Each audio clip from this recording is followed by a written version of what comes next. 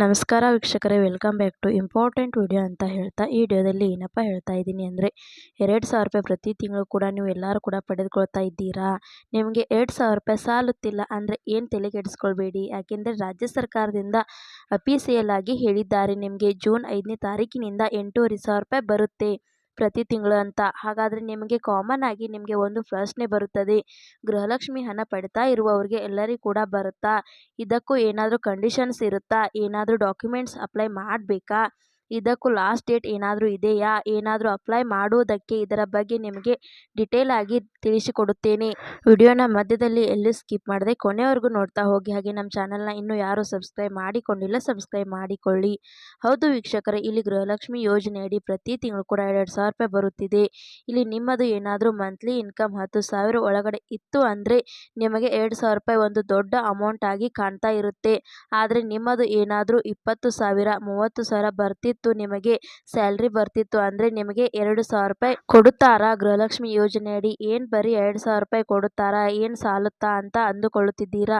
ಈ ಒಂದು 2,000 ರೂಪಾಯಿ ನಿಮಗೆ ಸಾಲುತ್ತಿಲ್ವಾ?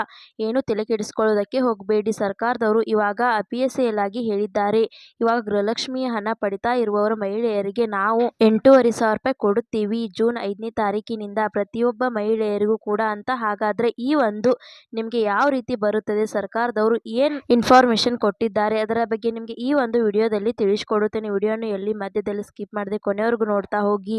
ಹೌದು ವೀಕ್ಷಕರೇ, ಇಲ್ಲಿ ನಿಮಗೆ ಕಾಂಗ್ರೆಸ್ ಅವರು 5 ಗ್ಯಾರಂಟಿಗಳನ್ನ ಜಾರಿಗೆ ಮಾಡುತ್ತೀವಿ ಅಂತ ಒಂದು ಭರವಸೆಯನ್ನು ಕೊಡುತ್ತಾರೆ. ಎಲೆಕ್ಷನ್ ಮುಂಚೆ ಎಲೆಕ್ಷನ್ನಲ್ಲಿ ಗೆದ್ದ ಆದಮೇಲೆ ನಿಮಗೆ 5 ಗ್ಯಾರಂಟಿಗಳು ಏನಿವೆ ಅಲ್ಲ, ಗೃಹಲಕ್ಷ್ಮಿ, ಗೃಹಜ್ಯೋತಿ, ಶಕ್ತಿ ಯೋಜನೆ, ಯುವ ನಿಧಿ ಏನಿವೆ ಅಲ್ಲ, ಪ್ರತಿಯೊಂದು ಯೋಜನೆಗಳು ಕೂಡ ಜಾರಿಗೆ ತರುತ್ತಾರೆ. ಎಲ್ಲ ಯೋಜನೆಗಳು ಕೂಡ ನಿಮಗೆ ಹಣ ಆಗಿರ್ಬೋದು, ಸೇವೆಗಳಾಗಿರ್ಬೋದು ಎಲ್ಲಾನು ಕೂಡ ಜಾರಿಗೆ ತಂದಿದ್ದಾರೆ.